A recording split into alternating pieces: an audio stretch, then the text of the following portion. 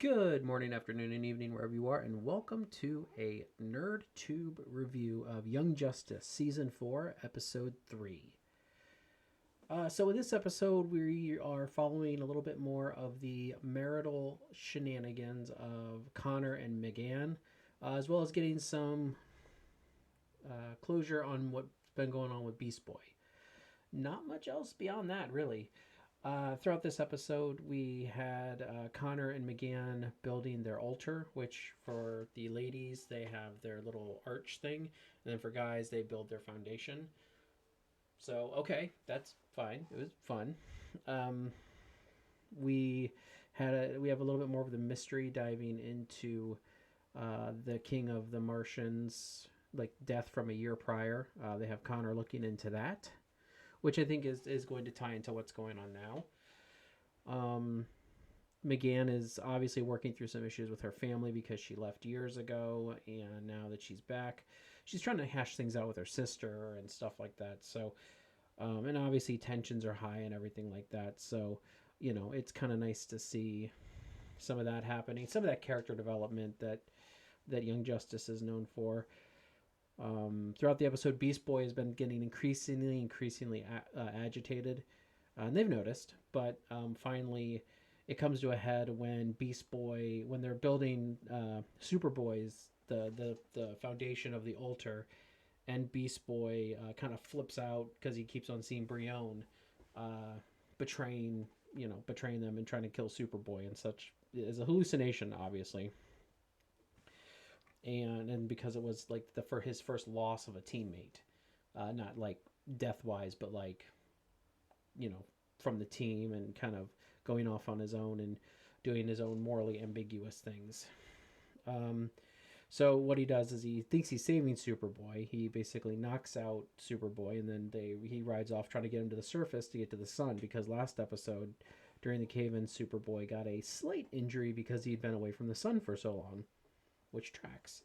So Beast Boy thought he was doing him a favor by he knocked him out because he hit a rock, and then he threw him on top of him and then started running towards the surface because he wanted now in Superboy's weakened state.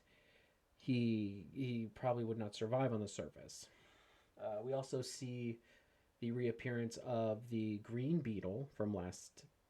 No, I'm sorry, season 2. The Green Beetle, the one that was influenced by the Reach and then helped the heroes and lost his beetle. Obviously, by the end of that season, Black Beetle destroyed it. So that was it was good to see him again. I mean, just nice callback character a little bit. Um, on the surface, Superboy's air tank gets a hole in it, and so he starts to pass out. And he is saved by he is saved by the help of the Legionnaires, which was teased in the last episode and is here now. One of the Legionnaires is, I believe, a Martian. I mean, looks like a Martian, but he looks a little bit different. But okay, so with a little bit of help of them, without them knowing, the Legionnaires come and they save Superboy, and then actually the Martian Legion. I'm gonna call him Martian because I think he is the Martian Legionnaire. Also helped Beast Boy figure out what's going on because basically he was psychically bruised from the psychic assaults that he was receiving when they first got there in the first episode. So that's where the agitation and everything was coming from. So yeah, so I mean that was pretty cool. McGann, as I said, McGann was working out some family issues with her mom and her sister, and I mean it's just this is a very good character building episode. I can't see anything significant happens in this episode per se, but it's more of this character arc building from Superboy and McGann and Beast Boy, and building towards the wedding and everything like that. We did get a little tidbit towards the end, which was fun, which is which was Superman during the credits. He was talking to Lois Lane, and they obviously have John Kent, who is their baby. Lois says that Superman is trying to get out of diaper duty during during it, trying to be on the watchtower duty, just trying to be, and he's sitting there with his boots off, by the way. Um, so obviously, so he's trying to avoid diaper duty. Then all of a sudden, the baby starts crying, and Superman's like, "Hey, is he mad? Is his eyes turning red? what's going on? And then interference happens. So then you see Superman rush off, basically saying, Cyborg, make me a boom tube now. So, and he has to boom tube down to the planet to see if the baby's destroying everything. But really, that's kind of it from this episode. I'm not gonna. It wasn't a bad episode, but it wasn't like, not. And we finally found out what the other bioship was, and it was the bioship's offspring. And also, so now that there's two bioships, technically, but also we found out in this episode that the original OG bioship is going to be retiring and staying on Mars. So, Baby, as they call it, will be taking them home. Bioship will be staying on Mars. So, we know that Forager's not going to be too happy about that. So, other than that, not a ton going on in this episode. As I said, I wouldn't say it was a bad episode, but it's definitely a built like a character / plot building episode. And those are always good ones. But yeah, so what did you guys think of this episode? Am I completely off? Did I forget something?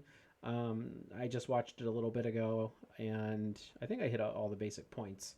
It's a 30-minute episode, so it's not like you can get a crap ton out of it. But yeah, I thought this was a great episode, and I thought that we have a lot to look forward to. Also, last episode with Darkseid's Desaad showing up.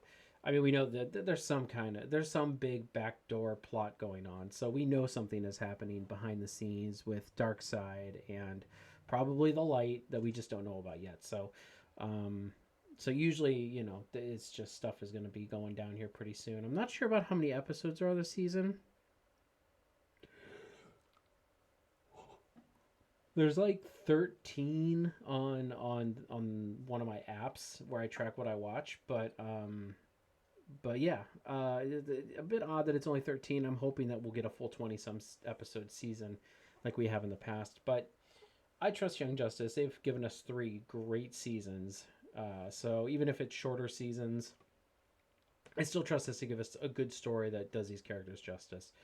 I mean, maybe we could get a little bit more on Earth and what's going on. There was one little tidbit that kind of irked me a little bit, and that's when they were taking on the Serpent Society. So in season 1 of Young Justice, there was the Serpent Master, or whatever his name was, and this dude was like badass. Like, he kicked everybody's butt. They couldn't touch him. And in this episode, at the beginning, they just show Beast Boy hitting him with the rhinoceros, and he's like done. Like, they kind of jobbed him out. So that was another thing I noticed that was kind of just like, really? Like, this guy, last time we saw this guy, he was pretty badass, and now he's a jobber. So I get the Outsiders are cool and all, but it just seemed a little off to me. So anyway, let me know what you guys think of Young Justice Season 3 so far. Please leave a comment, and if you haven't already, please subscribe and give us a like. We are NerdTube, the greatest YouTube channel you've never heard of, and I will catch you guys in the next one. Catch you later.